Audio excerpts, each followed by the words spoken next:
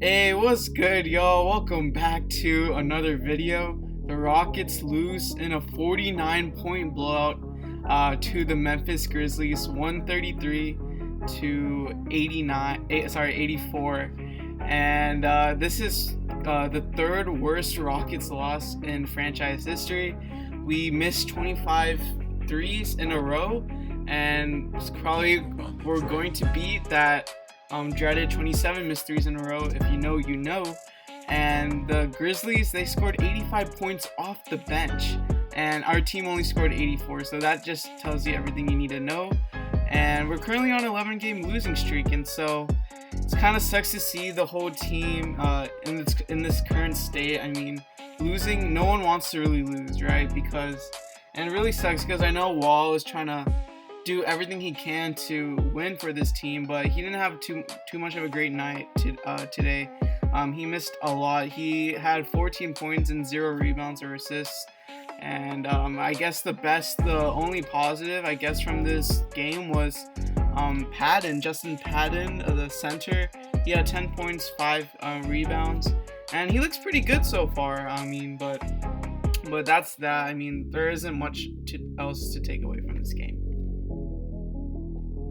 Yeah, tweet, Calvin Murphy. He didn't tweet this, he said this in the Rockets broadcast. Quote, "I can tell you this can't happen to the Rockets for another 10 years. This type of a game is the worst ending of a game that I have seen from the Rockets since I've been broadcasting, which has been 30 years. I feel like that pretty accurately describes just how bad this game was. It was just terrible, pretty much. I mean, we couldn't hit a shot, and this, I hope that this can sort of give the team a more clear direction as to where to go. Obviously, I feel like the Rockets fan base and us as Rockets fans are a bit reluctant to want to embrace the tank because, we've been in this position, for the past 7-8 years where we've been title contenders. So it's kind of tough to let that culture of winning go and sort of embrace tanking. But I feel like at this point, with the way that we are in the standings and with how stacked the Western Conference is, I feel like tanking is probably the best move right now. Yeah, it seems like we're tanking naturally. Like the Thunder, they traded everything for first round picks, and it seems that even them who are even they who are intentionally tanking are somehow being able to win games. Obviously, you can attribute majority of our losses to injuries and kind of like not a continuous lineup and things like that, but it just sucks to see because we shouldn't be losing by 50. I mean, like 20 or something, like I can get that, but 50, that's just horrendous, then that just shows you that there's no effort at all on both offensive and defensive ends. It's just sad to see that this is what we come to now. We were on such a high after that 6-game win streak, and then boom, Wood gets injured, and that's how the story goes. If anything, Christian Wood should win most valuable player because I don't think the impact that he has on this team is quite understated, and he should definitely get a vote or two for that. Yeah, Christian Wood's impact it's really crazy how much of an impact he's had, and at just 25 years old, he has really been able to hide all the struggles of this Rockets team. But I think that for all the Rockets fans out there that are saying that Christian Wood coming back and we're gonna suddenly be a great team again, I feel like we as a fan base deserve a reality check right now, because obviously Christian Wood will help us on the return, but I don't think that he's going to give us much of an impact as the fan base makes it out to seem. I guess this is just sort of like nostalgia in a way, or with no better way to put it. They're looking back on those days where we won 6 games, and they feel like, oh yeah, Christian Wood's coming back and we're going to be a playoff team. Probably not, you have to consider that was a team coming off of adrenaline. That was a team that's fresh off of James Harden calling them not good enough, which we're going to cover later on in this video. But I feel like Christian Wood coming back will obviously are some issues with this team that Christian Wood coming back is just not going to fix. Yeah, exactly. I mean, like, going back to your point about us like tanking in a natural way, and what would be kind of funny would be if when Christian Wood returns, he wins us just enough games for us to fall out of the top 4, and that would be terrible because that means OKC would swap picks with us, and then we wouldn't be picking super high and get the guy we want, such as Cade Cunningham and others. So that would be terrible if that were to happen. But I want to ask you this: do you think Steven Silas should get some criticism for the Rockets' struggles? Absolutely not.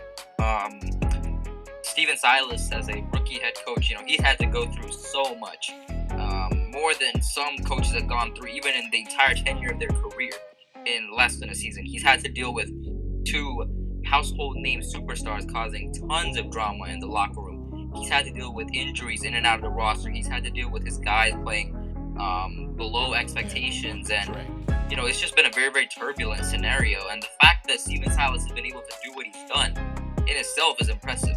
I feel like the Rockets fans out there that are blaming Steven Silas for this are just kind of looking for a scapegoat to blame for the entire issue.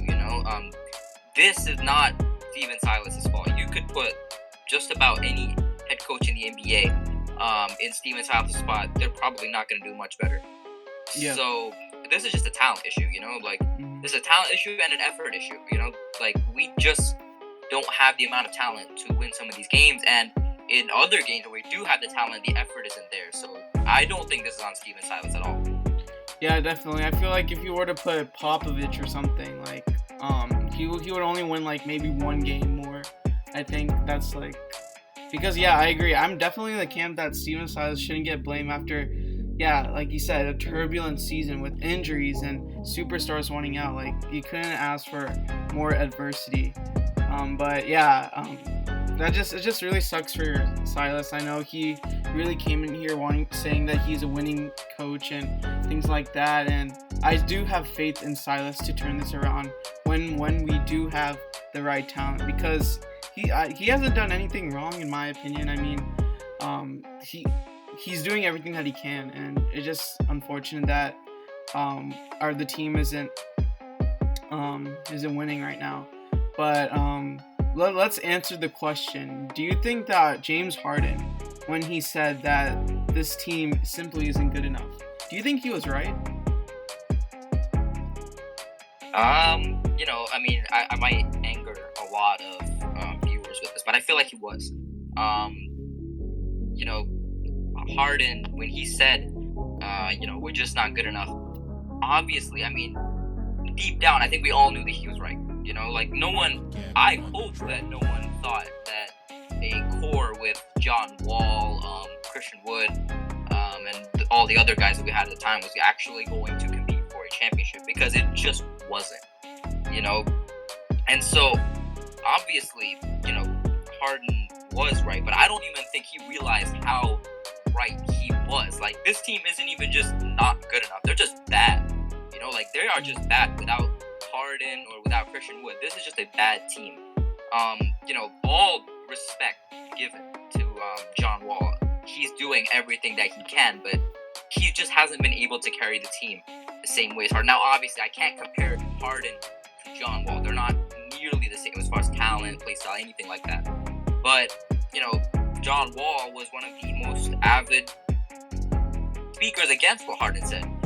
And so, I feel like we all knew that Harden was right deep down inside, but I think we're just starting to realize how right Harden was about this whole thing.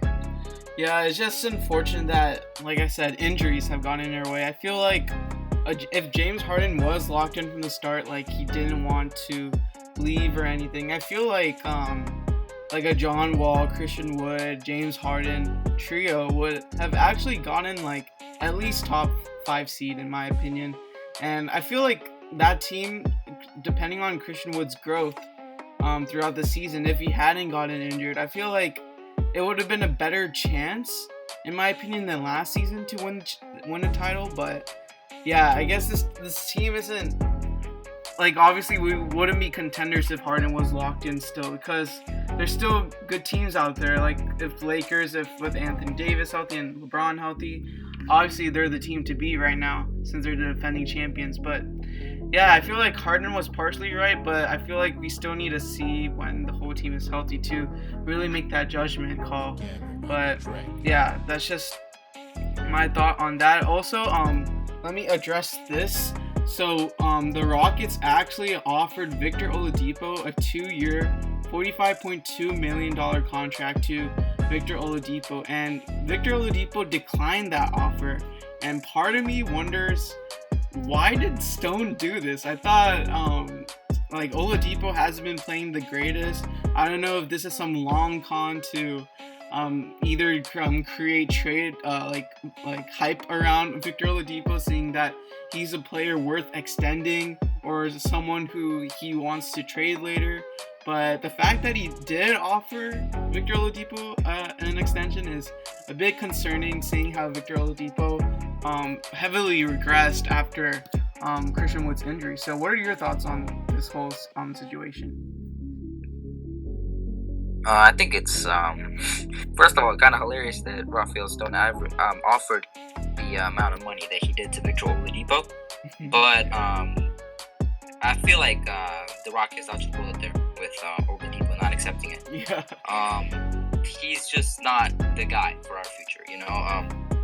Obviously, there's a reason why we didn't keep Karis LeVert, and that was for cap flexibility. By offering Victor Oladipo that bag, it clearly shows that cap flexibility wasn't the reason that they traded Karis LeVert, because Karis LeVert was due to make over the next 2 years $17 million and $18 million respectively. The offer that Rafael Stone gave to Victor Oladipo would have paid him around $22 million over the next few years. So what were you thinking in trading Karis LeVert? He's a few years younger. He's far better. So I'm not really sure what Rafael Stone was thinking in trading him, because by offering Oladipo that extension, you're showing that it was clearly not cap flexibility that you traded away Karis LeVert for. So what was it, is what I'm really curious to know. Yeah, because Karis, like you said, he's younger. I mean, they both have injury issues of their own, but I feel like they more or less have similar trade value, if anything. And Karis LeVert, you know what Victor Oladipo is? I feel like Karis LeVert has more room to grow, in a sense that it would have been worth taking the risk on him. And as far as not taking Jared Allen and whatever, like having to extend him later, it's just that I feel like maybe like getting KPJ was like a secret part in that deal that wasn't explicitly mentioned. And I'm glad that we have KPJ. He's balling out for sure. And it would be interesting to see him play with Wood eventually. And that kind of brings me to my next point, that what would you feel, how many games do you think a core of KPJ, say we get MPJ from the Nuggets by trading Depot and PJ, we get Collins from free agency and Wood, and then you pair that also with Jayshawn Tate and Mason Jones, how many games do you think that team wins either next year or in 3 years from now, 5 years from now? Do you think they're championship quality? What do you think? I feel like over the next few years, I feel like right now they're probably not going to be that great. If you put that team, that hypothetical team that you said of Kevin Porter Jr., Jayshawn Tate, Michael Porter Jr., John Collins, and Christian Wood, I feel like right now that team might be like a fringe playoff team or like a play-in team. But I mean, when those guys hit their prime, when they're like, you know, a couple years down the line, I feel like that team is very, very dangerous. Mm-hmm. Also add Cade Cunningham to that. Sorry, I forgot that again. But say we do get like a top 2 pick in the lottery. Say we add Cade Cunningham. Like, what do you think the ceiling is for that team? If you had Cade, then that's a championship contender. You know, that's a team that's gonna be competing for championships, and you know that's the team that's gonna have finals appearances. I guess one question would probably be, what would you do defensively? But with Jayshawn Tate being the only real reputed defender in that hypothetical lineup, but I feel like that's something that you can just trade pieces for. You don't need your stars to be elite defenders. As long as you can surround those stars or centerpieces with good defensive players, I feel like you will be fine as a franchise. So yeah, I could see that hypothetical team that you said competing for championships a couple years down the line. Yeah, definitely. I mean, we see it with the New York Nets. Like, they have all the offensive power in the world, and they're holding their own defensively. At first, they were kind of shaky defensively, but they kind of picked it up, and I feel like that would be kind of like a similar circumstance. And why have defense when you just like blow out the other team? You know, like outscore them in a sense. So, other than Cade Cunningham, do you have any other prospects that you have your eye on? I'm not really keeping a close eye. I haven't been keeping a close eye on the draft because, number one, I never thought that I would be in this position to look at draft prospects. But some other key potential players, Evan Mobley. But I don't think that we are in need of Evan Mobley. He's a 6'10" center. Well, we already have the center of our future, Christian Wood. But if we take a quick look at other players right now, I mean, of course, in the G League, you have a couple guys, Jonathan Kuminga, Jalen Green. Those guys could be interesting.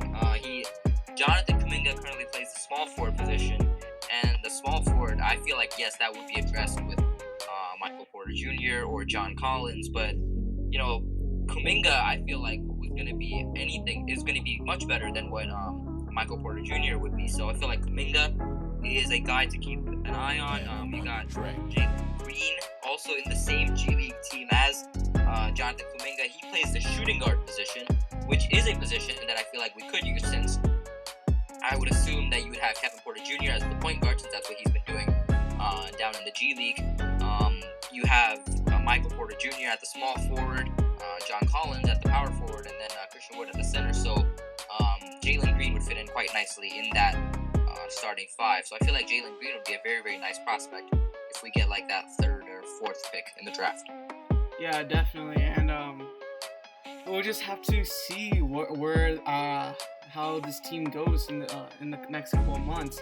And just to look out for that, we have a James Harden Houston reunion coming up on March 3rd, and it'll be interesting to see how Harden plays. He might drop a 50 ball on us, seeing how we got utterly destroyed by the Grizzlies, and hopefully this team kind of becomes solid after that All-Star break with Wood coming back and things like that. But yeah, any final thoughts?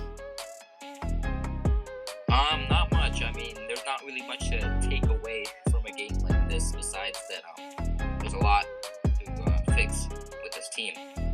We just gotta look to the next one, another game tomorrow, and then of course the big game, March 3rd, when James Harden comes back to the Houston Rockets, and we kind of have to hope that it's not a bloodbath, Yeah, and that's pretty much it for the video.